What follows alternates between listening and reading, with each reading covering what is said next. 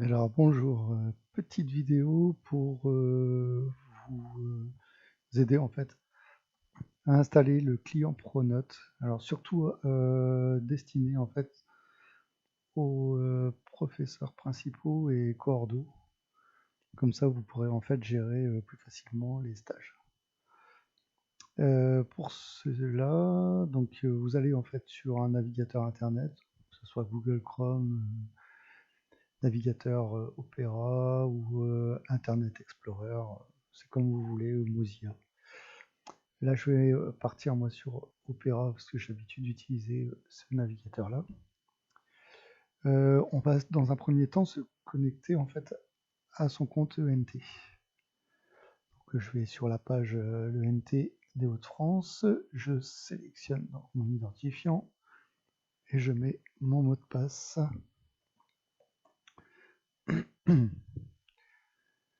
J'accède donc à mon ENT et si je vais en fait dans mes applis, je vais rechercher en fait le Pronote, l'homme. Alors attention, hein, le client Pronote n'a rien à voir avec le Pronote l'homme que vous pouvez retrouver en fait sur le NT.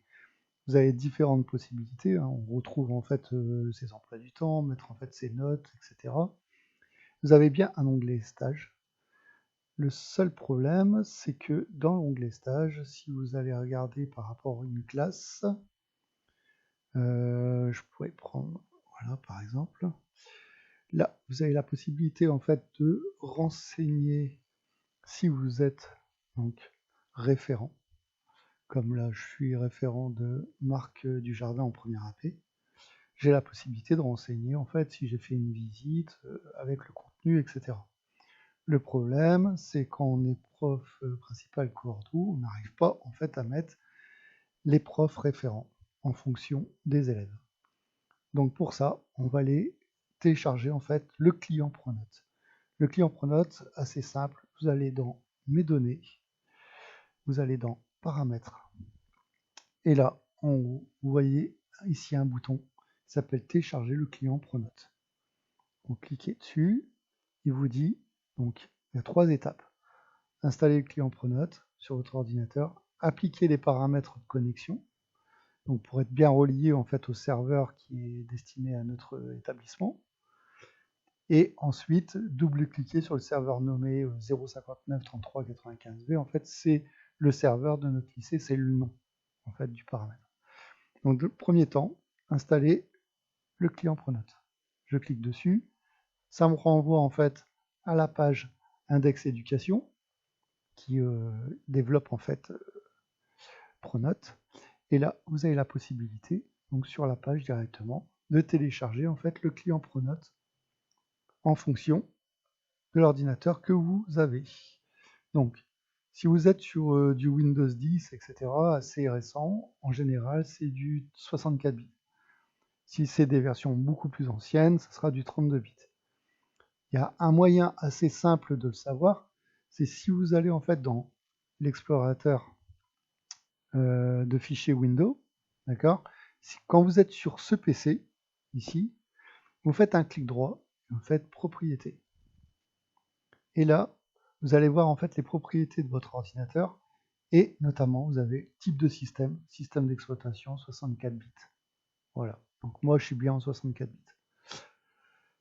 Ici, je vais fermer ça, j'en ai plus besoin et donc je vais cliquer en fait sur télécharger et bien sûr vous faites enregistrer. Hop. Donc là, il va prendre un petit moment parce que il y a quand même un téléchargement de 142 mégas. Donc en fonction de votre connexion, si vous êtes simplement sur ADSL ou si vous êtes en fibre, etc., ça prendra plus ou moins de temps. Là, il y a quand même un taux qui n'est pas trop vilain, donc ça ne devrait pas poser trop de problèmes au niveau du téléchargement. Donc là, on a quasiment fini, on arrive à la fin du téléchargement. On attend que la procédure soit bien terminée. Voilà, donc là, téléchargement terminé. Vous faites un double clic dessus. Tac. Et il va lancer en fait l'installation du client. Donc ici, on voit bien, en fait, il lance le client Pronote 2020, hop, nouvelle installation. Bien sûr, j'accepte les termes du contrat de la licence. Je fais suivant. Là, en général, on laisse un dossier cible, c'est dans le programme file, il crée en fait un dossier index éducation, etc. Donc suivant. Bien sûr, nous, on le veut en français, à moins que vous vouliez en fait dans une autre langue. Suivant. Et là, il va procéder en fait à l'installation en fait, du logiciel. Donc du client Pronote. Voilà. Il vous pose une question, savoir si vous voulez créer un raccourci sur le bureau ou pas. Toujours bien en fait d'avoir un raccourci. Si vous n'en voulez pas, vous avez juste à le décocher. D'accord? Suivant. Donc là, il va finir en fait l'installation. Voilà. Et là, l'installation est terminée. Lancez le client Pronote. Donc, si vous laissez cocher, quand vous faites terminer, il lance automatiquement en fait le client. Donc, je vais faire terminer. Vous allez voir, il va me lancer voilà, le client.